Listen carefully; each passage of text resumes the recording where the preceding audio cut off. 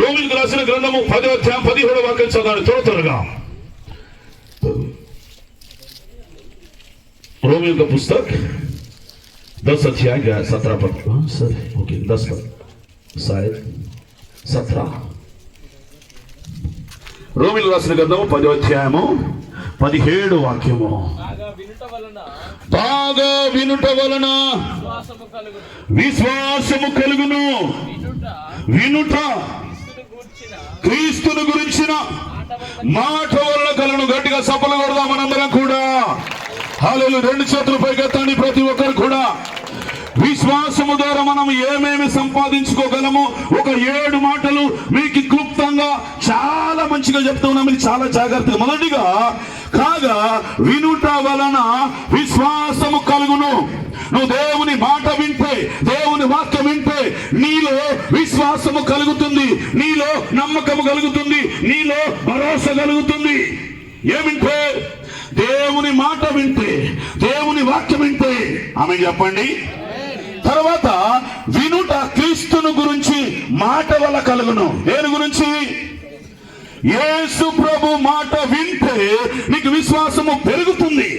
ఒకవేళ నువ్వు విశ్వాసంలో కోల్పోయావేమో, విశ్వాసంలో దిగజారిపోయావేమో, విశ్వాసంలో పడిపోయావేమో, ప్రార్థనలో పడిపోయావేమో, సాహసంలో పడిపోయావేమో, ఆత్మీయతలో పడిపోయావేమో, దేవుని వాక్యమును వింటే నీ విశ్వాసము అభివృద్ధి అవుతుంది, నీ విశ్వాసము పెరుగుతుంది.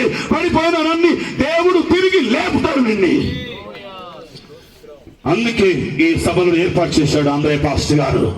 నీ విశ్వాసాన్ని పెరగటానికి, నీ విశ్వాసంలో బలంగా ఉండటానికి, నీ విశ్వాసంలో గట్టిగా ఉండటానికి, విశ్వాసంలో స్థిరంగా ఉండటానికి. విశ్వాసం గురించి కొన్ని వందల వాక్యాలు ఉన్నాయి. హల్లెలూయా. విశ్వాసం గురించి నేను ఒక నెలంతా చెప్పగలను. హల్లెలూయా, హల్లెలూయా, హల్లెలూయా. గట్టిగా సభలు కూడా మనందరం కూడా. మొదటిగా విశ్వాసము ద్వారా దేవుని వాక్యము వింటే నీకు విశ్వాసము పెరుగుతుంది. రెండోది క్రీస్తును గురించి మాటలను కలుగును. క్రీస్తును గురించిన మాట వలన నీకు ఏం కలుగును? విశ్వాసము కలుగును. ఎవరన్నా లోక మాటలు వింటే నీ విశ్వాసము కోల్పోతావు, విశ్వాసములో పడిపోతావు, విశ్వాసములో దిగజారిపోతావు. కానీ దేవుని గురించి వింటే, యేసయ్య మాటలు వింటే, యేసయ్య వాక్యం వింటే నువ్వు దినము నువ్వు అభివృద్ధి పొందుతావు. దినదినము నువ్వు ముందుకు వెళ్తావు. దినదినము నువ్వు ఒక వ్యక్తి, చాలా జాగ్రత్తగా చూడండి, మీకు అర్థమయ్యే రీతిలో చెప్తున్నాను.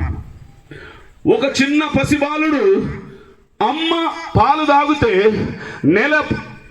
మొదటి నెల, 2వ నెల, 3వ నెల, 4వ నెల ఏమొస్తుంది? ఆయనకి బలం వస్తుంది, ఆరోగ్యంగా ఉంటాడు, బుగ్గలుగా తయారవుతాడు, లావుగా తయారవుతాడు. అవునా కదా?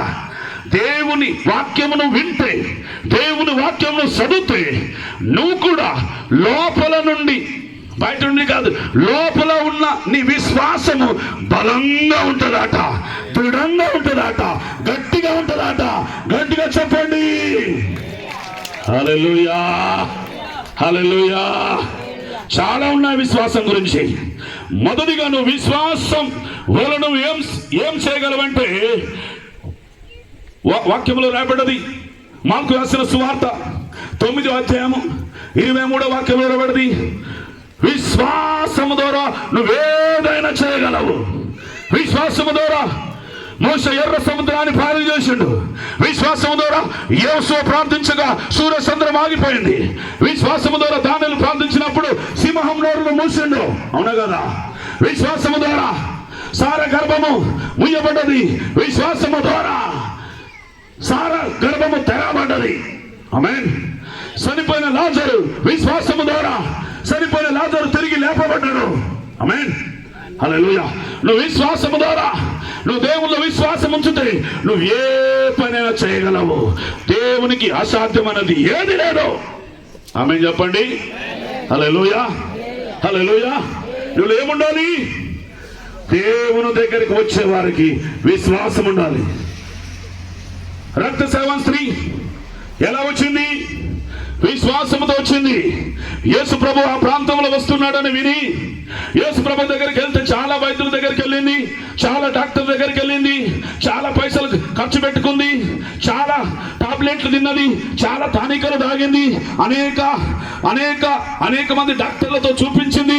కానీ ఆమె రోగము పోలేదు, ఆమె సమస్య పోలేదు, ఆమె రక్తస్రావం ఆగిపోలేదు. యేసు ప్రభు దగ్గరికి విశ్వాసంతో వచ్చి యేసు ప్రభు యొక్క సంగును ముట్టిన వెంటనే ఆమెలో ఉన్న రోగము పోయింది. నువ్వు విశ్వాసంతో వస్తే నీలో ఏ సమస్య ఉన్నదో, ఏ బాధ ఉన్నదో, ఏ కష్టం ఉన్నదో, ఏ ఇరుకులు ఉన్నాయో, ఏ ఇబ్బందులు ఉన్నాయో, ఏ అప్పుల బాధలు ఉన్నాయో, అది బీపీ కావచ్చు, షుగరే కావచ్చు, ఎయిడ్స్ రోగమే కావచ్చు, హార్ట్ అటాకే కావచ్చు, ఏ రోగమైనా నా యేసు ప్రభు బాగు చేయగల సమర్థుడు. ఇప్పుడు యాకోబు గ్రంథంలో 5వ అధ్యాయంలో రాబడ్డది 13-14 వాక్యములు. యాకోబు పత్రిక హల్లెలూయా 5వ అధ్యాయంలో రాబడ్డది 13-14లో. విశ్వాసము కలిగిన ప్రార్థన ఆ రోగిని ఏం చేస్తుంది? స్వస్థపరుస్తుంది. మీరు ఎవరికైనాను అతడు ప్రార్థన చేయవలెను, ఎవరికైనాను సంతోషము కలిగిన కేం పడాలట, కీర్తనలు పాడాలట. హల్లెలూయా. ఏదైనా బాధతో వచ్చేవేమో ఈ మీటింగ్ కి, ఏదైనా కష్టంతో వచ్చేవో ఈ మీటింగ్ కి, ఏదైనా వ్యాధితో వచ్చేవేమో, దేవుడు చెబుతున్నాడు నీ విశ్వాసంతో కూర్చో. దేవుడు నీ జీవితంలో గొప్ప అద్భుతం చేయబోతున్నాడు.